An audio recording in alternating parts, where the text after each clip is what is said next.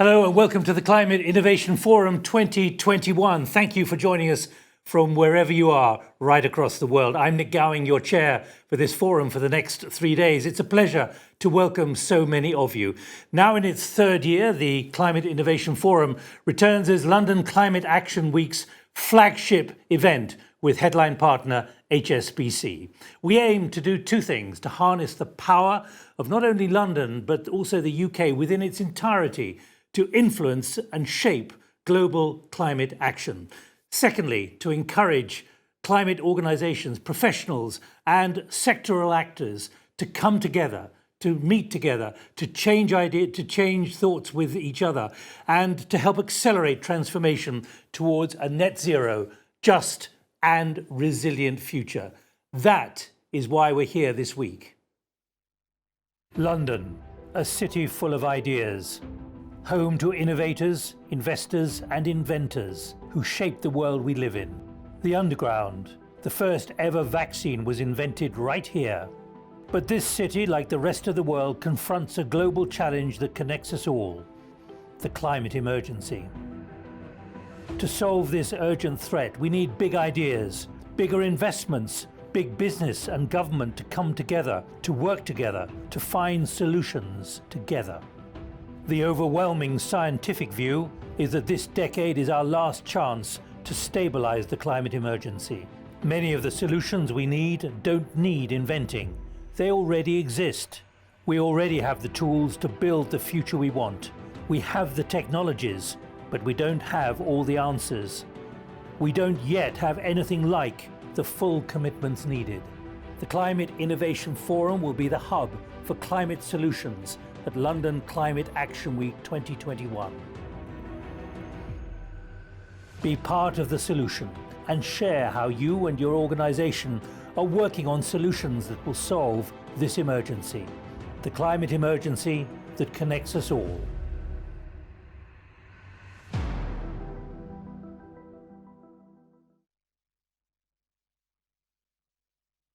Well, as you just saw, the forum brings together policy, finance and innovation leaders to drive the UK's net zero emissions and the transition during London Climate Action Week over the next 3 days. We anticipate reaching 10,000 stakeholders, both live and on demand. The Climate Innovation Forum is organised by Climate Action. It's part of the roadmap to COP26 campaign. COP26 is now only 4 months away. What needs to be achieved? And just as important, what needs to be done after COP26 to keep up the momentum?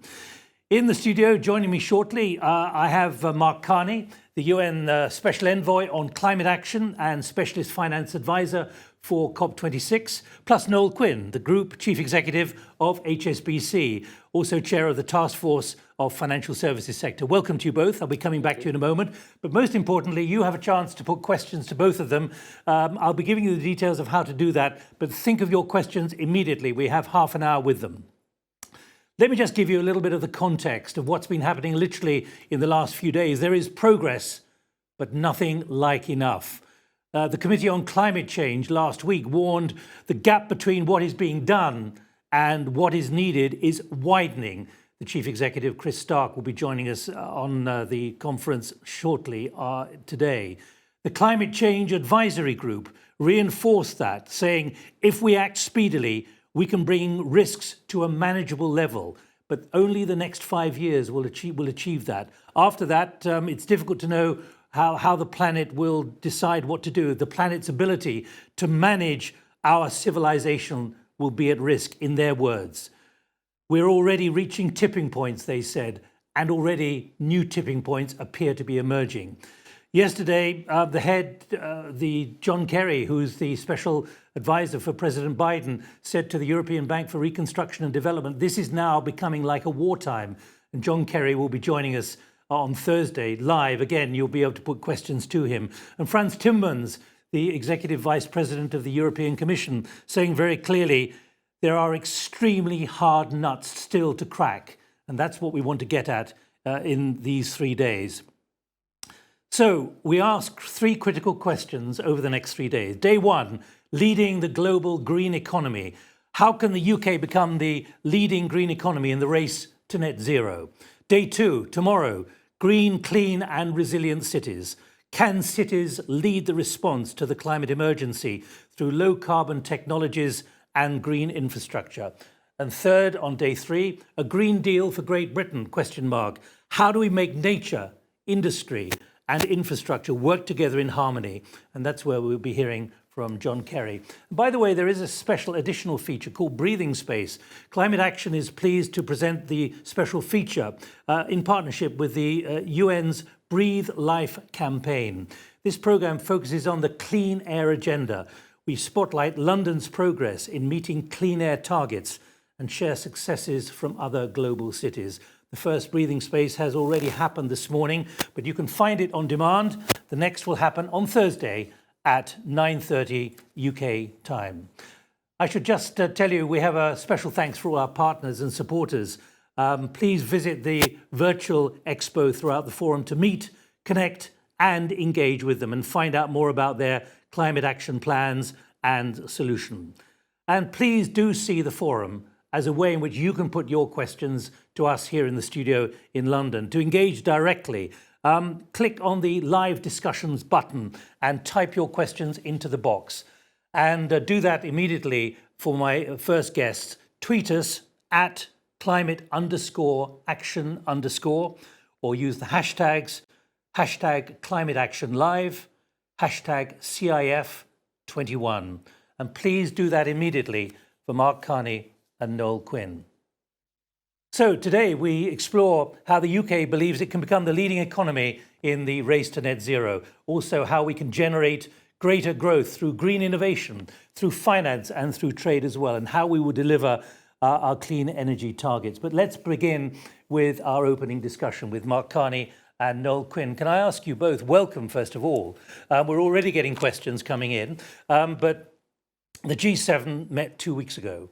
They came out with a communique, paragraph 37, an unprecedented and interdependent crises, an existential threat to people, prosperity, security and nature. They define 2021 as a turning point for our planet, and I'm quoting from the communique. I'd like to ask you both, Mark, I'll come to you first. You weren't in Cornwall, but do you think that this is achievable? This can be a turning point for our planet? Well, we have to make it the turning point for our planet. The G7 has first put down the gauntlet, secondly, taken some of the steps necessary, including in Cornwall, some of the necessary steps in the financial sector, for example. But there's unfinished business. We've left this late, which is why the urgency of both the presentations and in your voice, quite rightly, and more needs to be done every day, every week, and it was why Climate Action Week is critical. Noel, you were there in Cornwall. You were there having dinner with Prince Charles. Well, we didn't quite have dinner, but we had okay, we were the warm-up act. Okay, you had a sandwich with him. But 2021, a turning point. Is there really that mood? Because in the end, there was disappointment. They didn't commit to 100 billion. I think there was a very positive mood. There was strong engagement, and I was encouraged by the dialogue we had in Cornwall and the dialogue we had before the meeting in Cornwall. I'm going to stand back a little bit and, do I think industry, commerce, the financial sector has woken up to the need? I do believe. But now it's about turning that desire into tangible action. And that's where I think we, the private sector, together with the governments of the world, need to find pragmatic solutions to turn the good intent into action. And I liken the next 5 years to 10 years to being the next industrial and commercial revolution that's taking place. Yeah. I think over the last 155 years of HSBC's history, we've seen economies change dramatically. I think we're about to see the exact same thing happen in the next 5 to 10 years. Industrial revolution and technologies will change the way industries operate. 10 years, of course, is too long, actually, because of the carbon and everything else. 5 to 10 years. 5 to 10 years, but there has to be tangible progress. But let me pick up on what Noel just said, which is that, there's a fundamental rewiring of the economy that is just begun. And it's that scale of change that is necessary in order to accomplish the climate goals. Now, that does take, it has to start now, but it will take the balance of the decade to really break the back of it. I've seen both of you talking about this at various points. Let me put to you actually that even if there's disappointment that we're still not going fast enough, there has been remarkable progress in the last few months. There's been remarkable progress. I mean, let me again reinforce something Noel said. This is fundamental. This is one of the core, and I would say for most companies, most financial institutions, this is now the top strategic issue. That was not the case. Without doubt. Without doubt. Without doubt. You see it in the conversation. I mean, it is all of my conversations and all of your conversations. These are CEO conversations, they're board conversations, they're informed conversations, and they're conversations that are shifting from commitment to action. So strategy into implementation of strategy. So that is a sea change from where we were even a year ago. Yep. Even a year ago. I mean, there were leading institutions that were there, but the mass of financial institutions, the mass of companies were not there. Now that absolutely essential in order to move. Execution will be critical. Because both of you, I think, have said, if you're not signed up to net zero, we have to assume you're not going for net zero. Are there any waverers and laggards still, are you seeing? I think we're in the process of signing up, so I don't think it's a case of those that are signed up are on board and those that haven't yet signed up aren't on board. I think a number of companies and financial institutions are still going through that transition from, yes, we've got to do something, into, and what exactly does net zero mean? How do we make that become a reality? Because boards don't want to sign up for something that they can't see the execution path.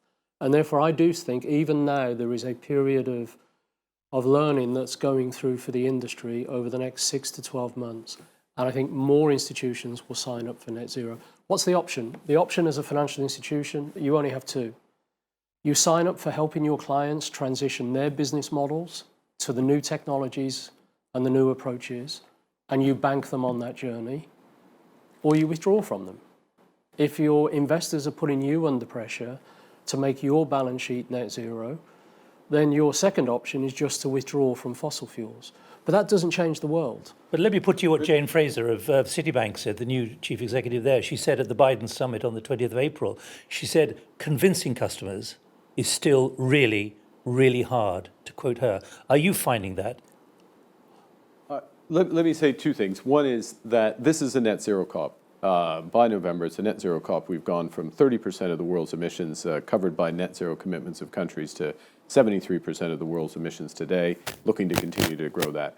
If you're a company operating in those jurisdictions, the question is, are you running off your business or are you managing your business to net zero? So I think the question is asked in the run-up to COP. The second point is, what does that mean? What does the transition mean? Who can you finance? And it's critical that we build the understanding and the tools and the clarity that in order to get to net zero, there are some big, heavy emitting industries, think steel, think cement, think manufacturing, that need capital in order to get emissions down.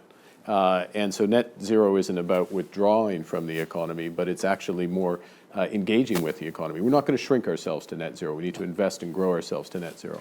So both of those are essential. And for clients, and no better place to speak to this, but with clients, it is engagement for the types of investments.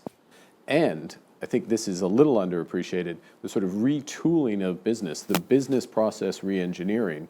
Think distributed generation in electricity. That's where the electricity sector is going. That is a fundamental change to how we manage electricity. It's very exciting. It's much more efficient. It's much greener. But clients need to understand that, and some are slower. So, no, what's it like convincing your clients? You're operating in 60 countries. I'm finding over the past 12, 18 months that clients are actually coming for that dialogue proactively rather than us having to go to them. In every country? Yes, I am. In any countries that I'm operating in, I'm finding that commitment from our clients to want to get on this journey. They realise their business models and technologies will need to change. If you're in the automotive sector, your technology base will change over the next 5 to 10 years. If you're in the energy sector, your technology base will change. They accept that, the CEOs understand it. They need support in making that change become a reality. And that's where the finance sector actually should be on the front foot, financing that transition that needs to take place. And that's exactly what I'm hearing. Now, I think COVID has helped in that regard, because I think everybody in the world has had a wake-up call on how fragile the global economy is And even your bank has learned, you've said that publicly. Yeah, we've learned. And I think with that wake-up call, I think the pace of change has accelerated over the past 12 months. Mark? So let me give an example. You're in the auto sector and you know you need to change. You can't sell zero emission or internal combustion engines after 2030 in the UK and Europe and basically around the world. So what do you need to change? You need to rechange your models, your fleets, but all of a sudden you need charging infrastructure. You need reliable charging infrastructure. Well, one of the things that the financial sector can help with is, well, do you actually need to own that charging infrastructure at the same time, or you need to do a lot of R&D over here? Well, the answer is no, you don't.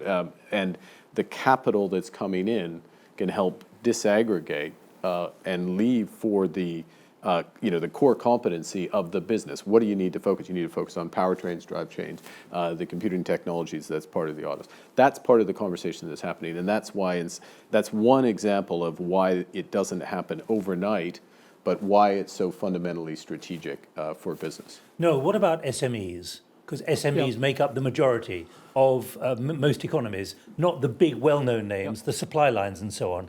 What are the conversations like with them? Because they have to be convinced as well. I think it's less about convincing. I think they're in essence the supply chain to the major producers. So as the major producers and the manufacturers are changing their business models, it's going to change the SMEs. Do they realise that? Yes, they do. Now, they need help because they don't have the internal research and development departments that maybe a major corporate will have.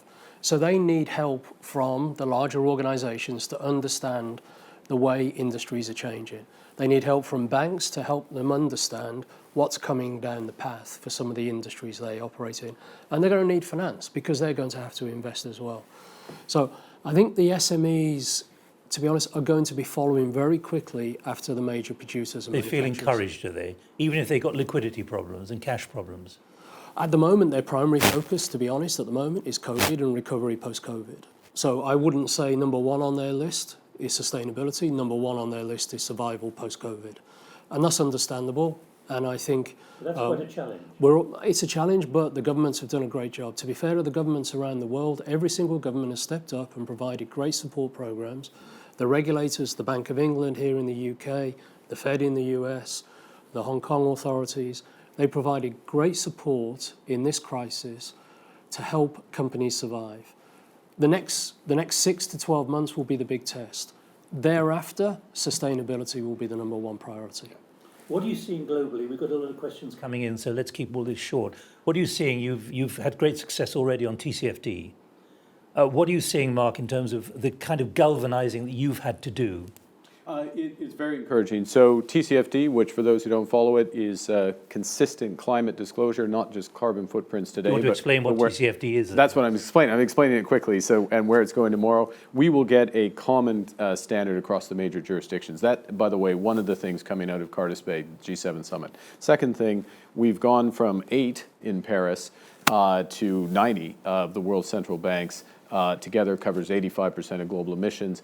Same approach to look at banks, working with banks in terms of them managing their climate risks and others. And then we've been able to put together, and Noel's very instrumental in this, a coalition of major financial institutions, all the way from banks to big pension funds, insurers, and others. $70 trillion of balance sheet, which sounds like a lot of money. It's even more money than it sounds, I can assure you. That's committed to net zero, not in some distant future, but with tangible plans, short-term decarbonization plans, 5-year objectives, annual reporting. That's the type of lining up at the core of the system, and that's on a global basis. Now, Nick, there's more to be done. There's more to crowd into that coalition, and we'll work to do that. But you're really squeezing a lot into a short time at the moment. Yes, yeah. And both of you are nodding agreement there. So what we're trying to do as a subset of that is take TCFD down to the next level for banks. Yeah. So we're working as a subgroup of banks on a practitioner's guide for banks, that when you use that phrase, net zero, you have to put in place the following framework so that there is credibility in your subsequent reporting, your target setting, your disclosures in your report and accounts. And that practitioner's guide, we're trying to bring together the first cut of that for September, pre-COP26. And what we're saying is, if you as an institution, as a financial institution, believe in net zero, then you should turn that commitment into the following architecture. Final question before we go to other questions coming in, which are more specific. You're chairing the task force, Yep. Noel. Glasgow Financial Alliance for Net Zero, GFANZ. No, well, I'm chairing an SMI task force, Okay. which is part of GFANZ. Okay. And yeah. But how is that going? What are you seeing in terms of the coming together, both of you? So on that task force, we have 11 of some of the largest banks in the world, and we're bringing definition to net zero. We will be publishing that practitioner's guide that says this is how you set near-term and medium-term targets, how you use science-based, sector-based targets, how you disclose your current carbon footprint, and how you disclose progress against that current carbon footprint over time, and how you transition. And bringing definition to what is sustainable infrastructure investment. So when you're financing infrastructure for sustainability, making sure that there is credibility in that definition. And that's what we're working on at the moment. Mark. And then what we're doing at GFANZ is we're taking that work, we're spreading it across, out from the banks, across to the pension funds, the insurers and others, so across the financial sector.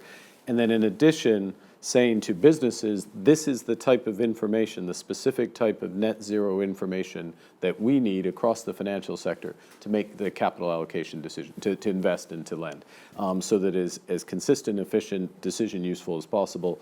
And on top of that, then working with the World Bank and others and governments to say, this is what you need to do. Don't do all this other stuff. Focus on these things because that's what will really unlock private capital for the emerging and developing world. All right, we've got a lot of questions and we've got 18 minutes to run. So let me put this to you from Sarah Fawcett, editor of Energy Focus, EIC. She's actually got two questions here, so let me give them both. What does delivering a net zero investment portfolio actually entail? How do you scale up financing adaptation in developed and developing countries? So which one do you want to choose? Well, let me start on the first, and Noel touched on a bit of this, which is if my portfolio, let's say I'm lending to energy companies, utility companies, energy infrastructure companies. For all of those, I need to have a perspective, and I can get that perspective on what is the science-based target? What is the pathway for each of those subsectors to get emissions down given technologies today? How much of that is absolute emission reduction? It's the vast, vast majority. Is there any role for offsets to offset what I can't get done in the initial element? And then when I have my portfolio, I'm thinking about each asset, each company relative to that pathway. And the big judgment I want to make, and the thing that's going to really move the needle is, who can I put money behind, lend or invest to, that I can move from up here to down there? In other words, and all of that is savings on emissions. Or who should I divest from or not invest in because they're not moving fast enough? Those are the types of judgments I'm making in my portfolio. So let me give you a tangible example on one industry, long-haul flights. The most likely technological solution for long-haul flights' carbon footprint is sustainable aviation fuel. The technology has been proven. It has around about an 80% reduction in the carbon footprint. But there aren't enough plants to refine the sustainable aviation fuel at the moment. So there's investment needed in that refinery infrastructure by the oil companies. They need to see a strong demand signal from the airline industry that sustainable aviation fuel will be part of their fuel mix going forward. I think if that demand signal comes in a strong enough form, then the oil companies will invest in the refinery plants, and the finance sector will provide the equity and the debt to fund the build of those plants. And that has the ability to change the carbon footprint of long-haul flights. Now, a lot of people say, well, is hydrogen a solution for that? The reality of life is, if we're working on a 5 to 10 year time frame, you can't get a re-engineering of plane technology, but you can get a re-engineering of fuel technology. And that's a very classic business case that we need the demand signals to create the revenue to build the plants, and then that can be financed. And that's the sort of thing we're working on, industry by industry, sector by sector. And that will be a huge investment curve that needs to be funded. As you've raised aviation, I have to ask you, do you worry that investment in aviation is going to be a stranded asset at some point? I think it will become more difficult if there aren't technological solutions found. Yes, I do. I think any industry that in 10 years' time has the same carbon footprint as today is going to have challenges, and therefore has the risk of being a stranded asset. All right, let me move on. This from Kevin Haynes, Head of Social Policy at Bedford Row Capital. I'd say this reflects a significant challenge. How can we expect governments to act in the public interest, in the interest of the planet, when doing so goes against their political interests? I've heard politicians privately say very explicitly, we've got to think of the next electoral cycle and worry about that rather than the future of the planet. Well, I think the first thing, I mean, this has been part of the tragedy of the horizon, is the political cycle is shorter than the cycle of, the largest physical manifestations of climate change. Now, I would submit to Kevin and to you, Nick, that what we have started to see is that is changing. Why is that changing? Because of the weight of public opinion has shifted. I'll go back to my native Canada. In the last two elections, 3/4 of voters voted for parties who supported a carbon tax. Guess what? Canada has not just a carbon tax today, but a legislated carbon tax out to 2030, rising to $170. So these things can shift. People's opinions do matter, and our job, to some extent, is certainly from the financial sector, is to create the conditions so you get that virtuous cycle. So we've got governments shifting, and if you have the types of policies that Noel just mentioned on sustainable aviation fuel, or on autos in 2030, or on a carbon tax, you have a financial sector that's oriented to net zero as it is today, then it becomes profitable to invest in those solutions, and you pull forward the adjustment, and you get into that virtuous cycle. Now that's the tipping. I mean, I'll give you a good. We've got lots of bad tipping points on climate. That's the good tipping point that's happening right now. And I sense we're progressing towards that tipping point. We're not yet there, yeah. But I do sense the momentum in public and private sector and the financial services sector is moving towards that tipping point. This question is building again on that issue of government from Susan Boddy. How can we educate consumers better on the impacts of their purchases without implementing polluter pays laws or adding pressure to extraction-based businesses through government policy? But I was very struck by Sir David King, who you both know, former chief scientific advisor to the UK government, at the Climate Change Advisory Group last Wednesday, I think it was, where he said very clearly, governments are not being clear enough about what the public has got to do in order to support what you're doing. Do you agree with that? I'm seeing some innovation in that regard. The private sector are actually starting to provide more information to their consumers. So the credit card industry is doing that. So that when you spend on your credit card or you go shopping, that you're seeing a report back to you on what your carbon footprint is from that purchase. So I think private innovation will close some of that gap. It doesn't always have to be government policy. But should governments be more upfront, more clear, more directive about what people have got to do? In the UK, it's about 26 million gas boilers, for example, and people saying, so what do I do? Right. Yeah, well, exactly. I mean, and the objective is going to be 600,000 heat pumps on an annual basis, and the government's building that out. The financing coming in behind that. So that is an example of what's going to change. I mean, the government's also. You feel confident about that, Mark? Do you? Well, I feel confident about the need to do that. The fact that it is part of the government's plan. Of course, it's got to be executed, but the components are coming in. Look, the challenge is it's a welcome challenge because it focuses the mind. Let me make one other point, though, which is Noel rightly mentions the credit card companies. One of the other things that's changing is actually the ability to track carbon all the way through the supply chain. It's getting ready to be at scale. I mean, this is one of the applications of distributed ledger technology, is to track carbon all the way through, and so you know exactly what you're using, and you can hit. This helps with the SMEs, and it helps with consumers in terms of focusing in on where we can make a difference. But do you believe the government should be far more assertive and on the front foot in the 60 countries where you're operating, including the United Kingdom? Because after all, the UK government on Saturday withdrew a particular support for a government grant for trying to reduce carbon emissions. Suddenly it was withdrawn with four days' notice.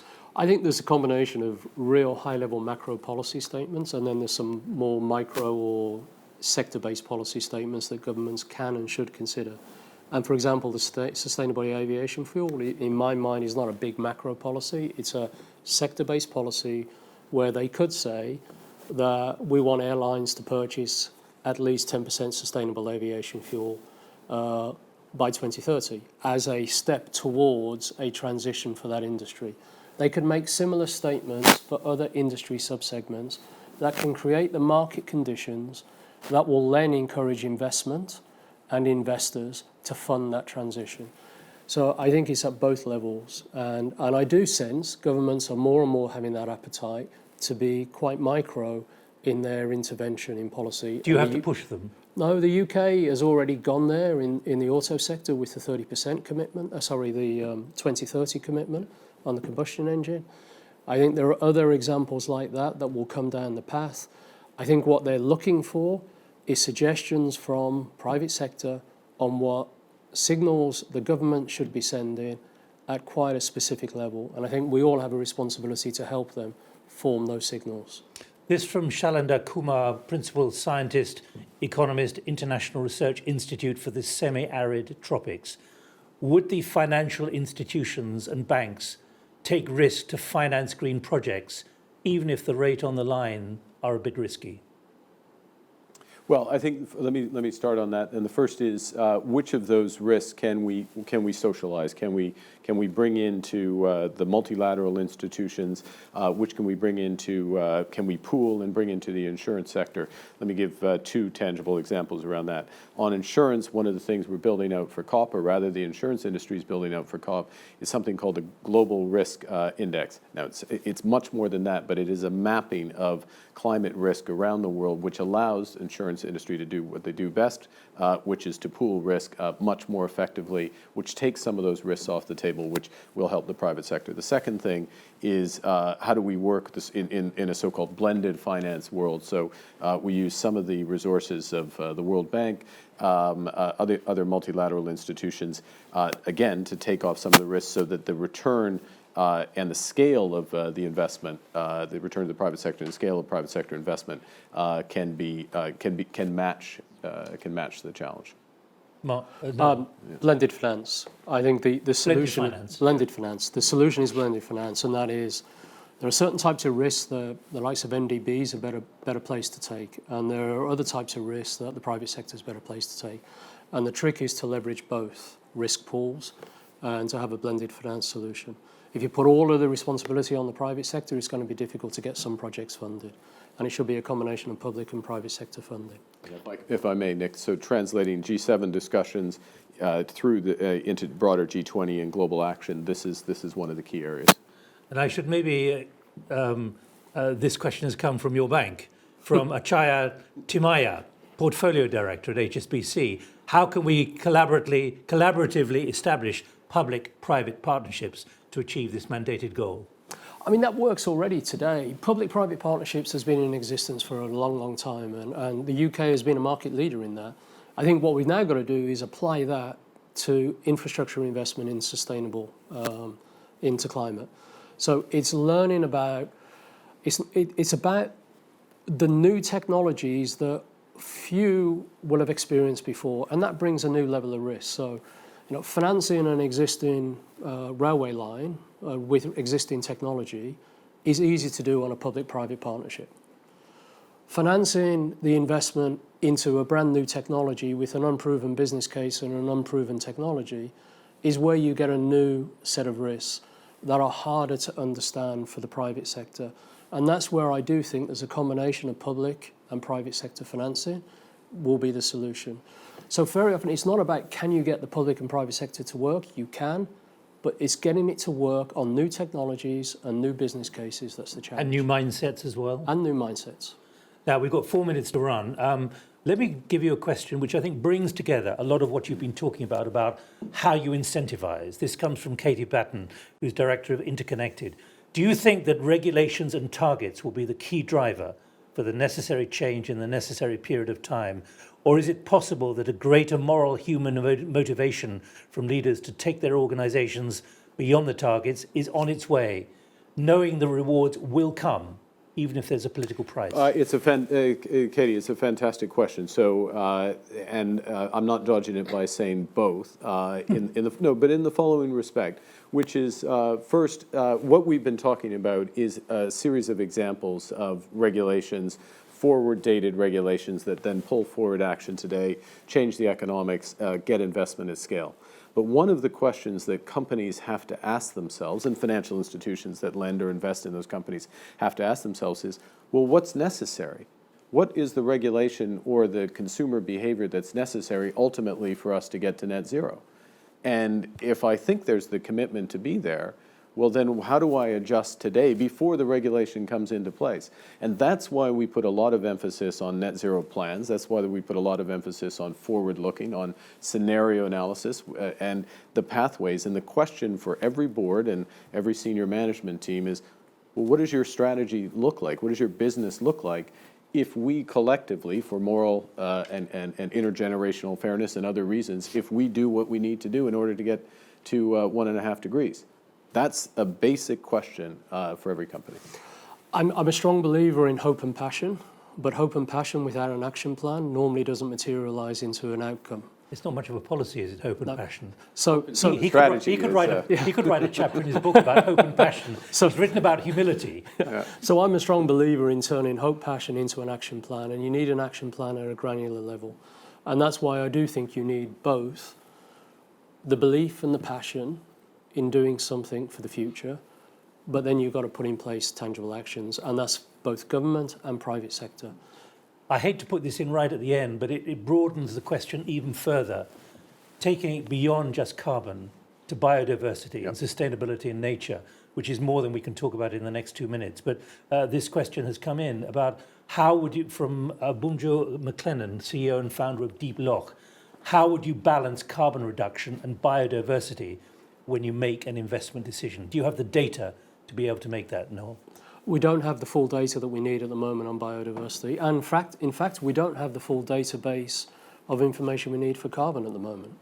There is a huge amount of investment that's got to go in all companies everywhere in the world to provide that data source. Do they realize that? I think they realize it because investors are asking more and more questions, and quite rightly so, and they can't answer all those questions because they don't have the data flow of their own supply chain, their own customers, their own carbon footprint. And that, therefore, is part of the journey that we have to go on over the next 5 years.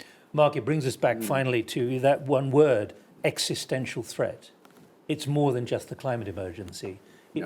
Are you motivated, both of you, by the idea that this is about essentially saving human survival on the planet? Is that really the bottom line?